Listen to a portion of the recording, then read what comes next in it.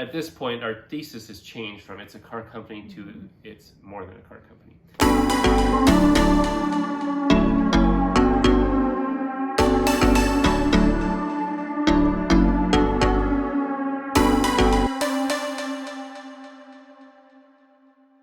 Welcome to Compound Everything, where we talk money And markets? and marriage and whatever else comes into our brains. Mostly money and markets. Mostly money and markets. Yes.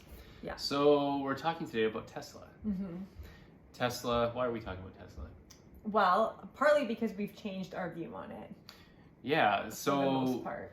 yeah, Tesla is a company we've been watching for a little while now. 2 years? At least 3 years. Yeah. At least. A few years. It's been an intriguing company for us and for a lot of people. I mean, obviously, it's had a pretty good run up, which is why it's become very intriguing to and a lot it's of kind folks. of got a rock star of a CEO. It's got a rock star. Love him or hate him. Yes. He is well known. He is charismatic. And actually, in his annual report, he is referred to as the techno king of Tesla. Yes. That's actually in the report. Yes. Believe it or not, if you go in there, you'll find it. Yeah. I thought that was funny. Which you had already heard rumors of. I had heard when you rumors actually of read that through before. the annual report, you're like, oh wow, he's actually referred He's to as actually- the techno king of Tesla. That actually made it in the annual report. Yeah. Which gave me a good chuckle. Yeah. Anyway, so we're talking Tesla today. So I guess a while back we had been looking at it, and the thesis we heard at the time was Tesla is an automobile company. Mm-hmm. And it was being, I guess, berated because the valuation was getting to the point where they had very little in terms of, I don't want to say very little sales, but they had smaller sales when compared to Ford and GM and these other automakers. Well, the issue became that their market cap is more than all the other automobile companies combined. Yes. So how is it that Tesla, which is also a car company, worth that much? So Well, back at the time, it had a market cap of, I think, around what Ford has. Right. Or had at the time, and people thought, no. This was a while This back. is quite a few years This ago. is a while back. And I was so- speaking more of recently. More recently, okay. We're talking to different time frames, but part of the thing that made us follow it at the time and maybe turn our nose at it in terms of an investment was that it was valued at the same basis of Ford, and it's just an automobile company. And well, how can you value this company at the same rate as you value Ford, which is obviously a which at the well-known time brand as well and- was selling many more vehicles. Exactly. And I think there was some credibility to that thesis at the time. And I think at this point, though, we've changed our thesis. Right. So at that somewhat. time, there were two trains of thought. There were the how is this car company worth this when their sales aren't there and their SG&A was very high at that time, et cetera, et cetera. Yeah. And then there was another camp. These would be the early adopters and people who just were able to foresee where the ball was going with Tesla. And they said, well, it's because Tesla is definitely not just a car company. Right. There's more So to it. we fell, unfortunately, into the group that Tesla was a car company. Right. And we didn't understand the group that said Tesla is way more than a car company. That is why they're being valued the way they are. Yeah. And then we ended up with a Tesla. We ended up purchasing one. And we now quickly realized the other group was correct. probably right. Probably right. Yeah. Now, that's not to say anything about valuation. No, not but to say that Tesla's valuation right now is reasonable or whatnot. high or low. This is or not whatever. investing advice. No, that's up to the investor to decide. Right. Yeah. But at this point, our thesis has changed from it's a car company to it's more than a car company. It's And not we're just only a doing, car company. yeah, it's not only a car company. And we're going to explain a little bit as to Yeah. why. So I guess what is Tesla? Well, they operate in two segments. They operate in their automotive segment and they operate in their energy generation segment. So automotive is obvious. They sell cars. And right now they have 4 lines of vehicles, the Model S, the Model 3, the Model X, the Model Y. And they're With the Cybertruck coming out. Cybertruck's coming, Who Roadster's knows when? coming. It's been promised for a long time now. Right. Roadster's coming. Roadster's coming. I think they're taking orders for it, but it's been delayed a couple times. And then, of course, there's the Semi that's supposed to be coming out at some point in time. So those are the things in their automotive segment that they're working on.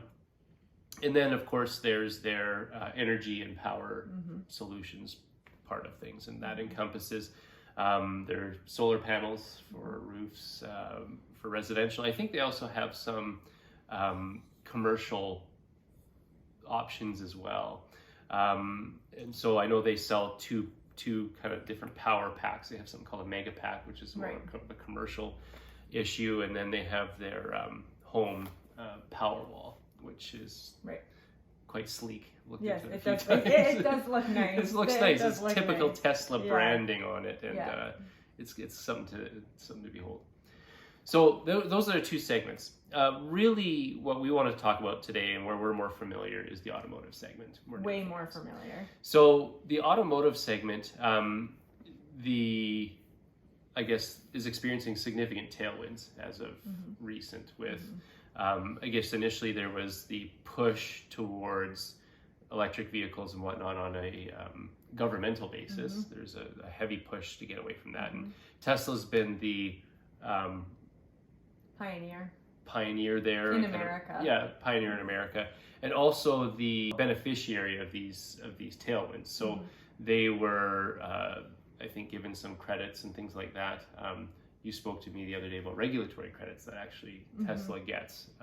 That's by other car companies. By other companies. Other automotive companies. Right. Yeah. So Tesla's been able to get funding from regulatory credits that they have to purchase. If they don't sell so many EVs and they sell more internal combustion cars, then they have to purchase credits from Tesla because they're all EV in order to balance out. Yeah.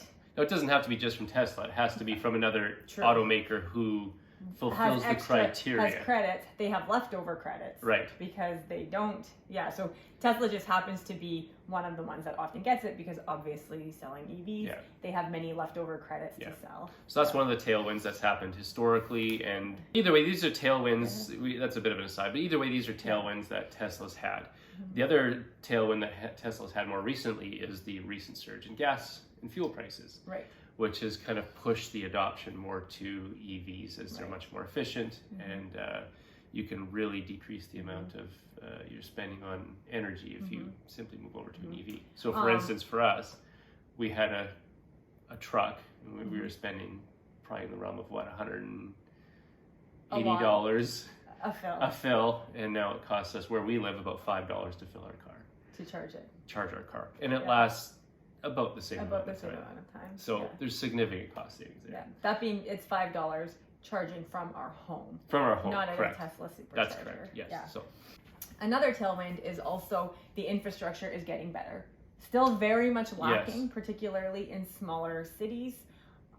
But the infrastructure is getting better. Whereas now, when you say infrastructure, what do you mean? I mean there are more charging stations. Yeah, okay. It's easier to own one for everyday driving. So even 5 years ago, where we are from, owning a Tesla, you could do it because you could charge it at home from your own wall charger. Yeah. But there were no Tesla superchargers. No. So if you didn't have the option, like if you didn't have the right, what do you call it? Breaker panel in your house, you can't even. So if your house isn't set up for 200 amp service, you couldn't even get that. No. So now you don't have a way to charge it, and there are no Tesla superchargers. Yeah. So one of the tailwinds that they have is that they are putting out more infrastructure. Yeah. Therefore, that allows more people to buy their cars. Right. Especially if you had to commute far. Right. It just didn't work before. No, it didn't work. And if it was going to be your only vehicle and you wanted to take it on road trips, well, in Canada 5 years ago, good luck. It's still not easy taking it on road trips because we went on a road trip and it was not easy to always find a charger in time. In fact, at one point we didn't. Yes. If you're interested in hearing about our road trip, then I don't know where you find leave a message in the comments. Yeah. But anyways, the point being is that things have gotten a little easier. And those are things that Tesla's done itself to make Tesla ownership in part better. They've put superchargers at strategic places and around various centers and whatnot. And of course, there's other charging companies. For lack of a better term, that have come along and also put in facilities for stuff like that. And so the point being is there's a lot of tailwinds. There's an obvious desire to move in that direction. And so Tesla's capitalized on a lot of that. So I guess we're going to discuss why our thesis has changed. Why our thesis has changed on Tesla as being more than a car company.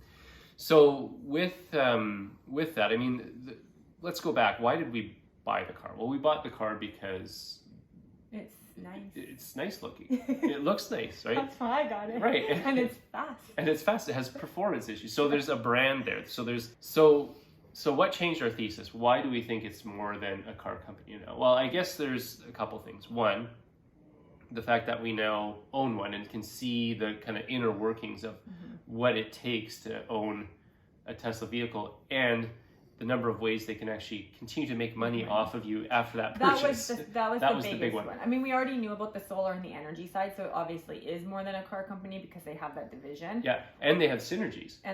So that there's very easy synergies that they could adopt in terms of from their energy and solar solutions, and then transfer that over to their automotive segment and whatnot. So anyway. But what we didn't realize was, until we had it, how many more ways they're making money other than the initial purchase of the car. Yeah. And then we're like, oh wait, they're making money from this. Oh, and they're making money from this too. Right. Whereas when we bought our truck, right, every time we filled up at a gas station, GM didn't make any more of that money. Any money from that, right? Yeah. So if we had connectivity in our GM, it was because of our phones. Right. GM was not making any money from that. And that was the bottom line.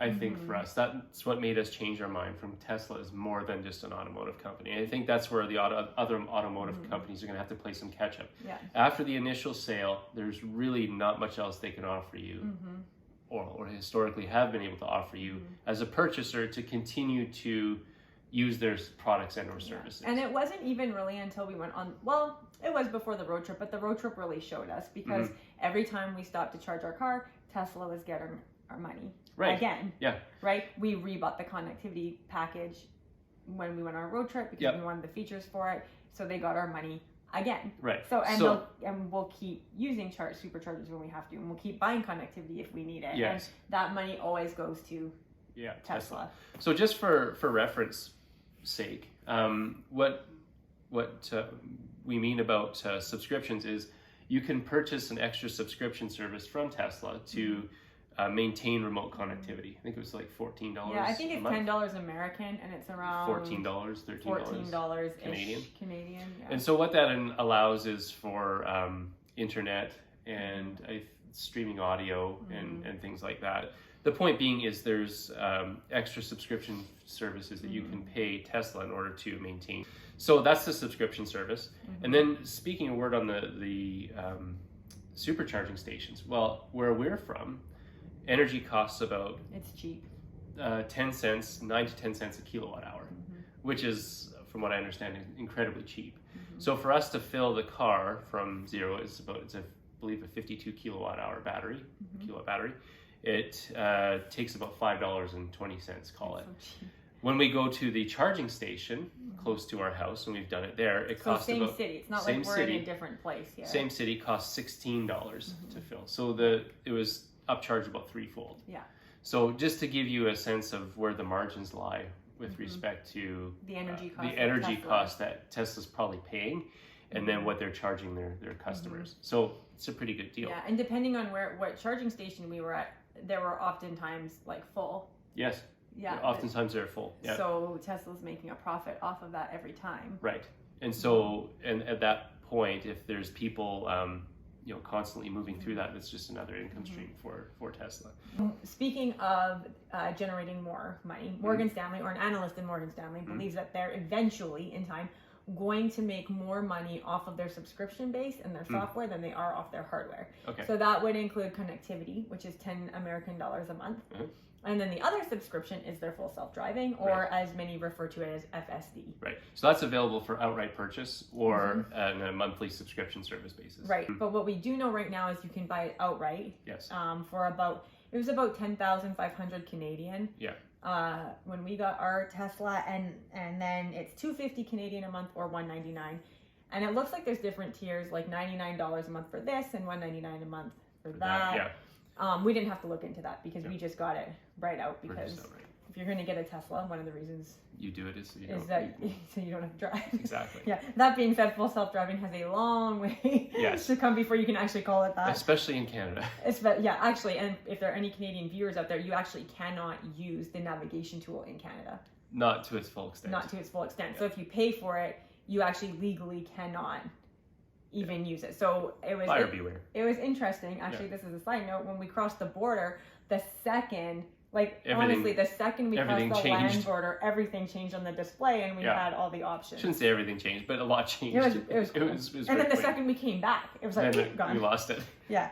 So, so those are their subs. So I guess their argument is, as Tesla increases its fleet and more cars, and they have a ridiculous growth rate right now. And if they continue on with this growth rate, or even like half of their growth rate, they will have so many cars and they'll be selling so many subscriptions that Morgan Stanley actually argues that you could value it more as a software as a service company business and not an automobile business. Right. Yeah. Now, of course, you're going to have different camps on this, and I'm gonna say, and I think you would agree, that the truth is probably somewhere in the middle. Yeah. No, I'd agree. So that was just an interesting article I read by that analyst. Yes. Because I was like, a lot of people don't realize, again, until you own one, how much software is and how much money they're making off of their full self-driving. Yes. Except that as every car company goes electric and as every car company innovates, they too will have to offer these things. So that's where I'm a little like, Yeah, no, I understand that. Yeah. I mean, they're kind of new, they're first to the post in this regard. So, there's, as other manufacturers catch up, there will be some competition there for sure. Yeah. So I think, I'm just going to put some numbers out. I think they said the estimated ARPU, this is for 2026-27, according to Morgan Stanley, is about $100 per monthly average user. Oh, wow. Yeah. Okay. So that's what they're estimating. Okay. For. And I mean, to figure that out, then you can extrapolate how many cars you figure will be on the road, by 2026 or 2027, et cetera. Yeah.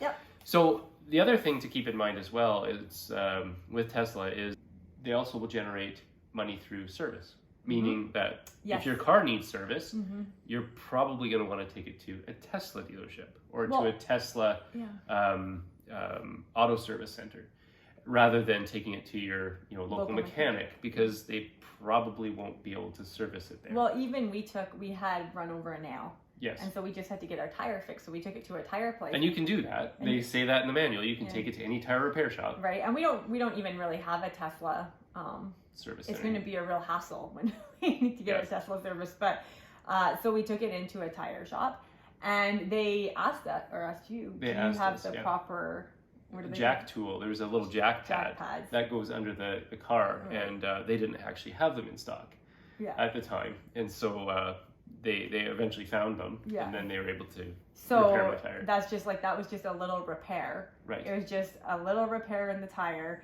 and even that was an inconvenience for the tire place because they just weren't ready for an EV that has to be jacked up a different way. And this is a well-known mechanic chain in Canada, and they had a difficult time servicing it. So point being is you want to take it to a Tesla service. Exactly, because they're going to know exactly what's wrong, how to repair it. Who gets the profits for that? Right. Of course, Tesla. Yeah, exactly. Yeah. So that's kind of what changed our mind in a sense of why Tesla is more than just a car manufacturer.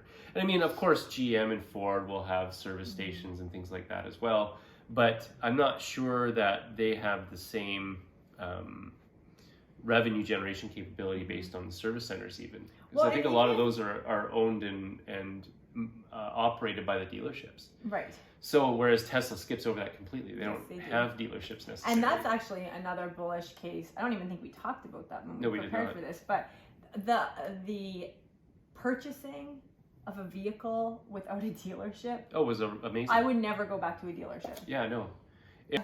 So let's talk modes.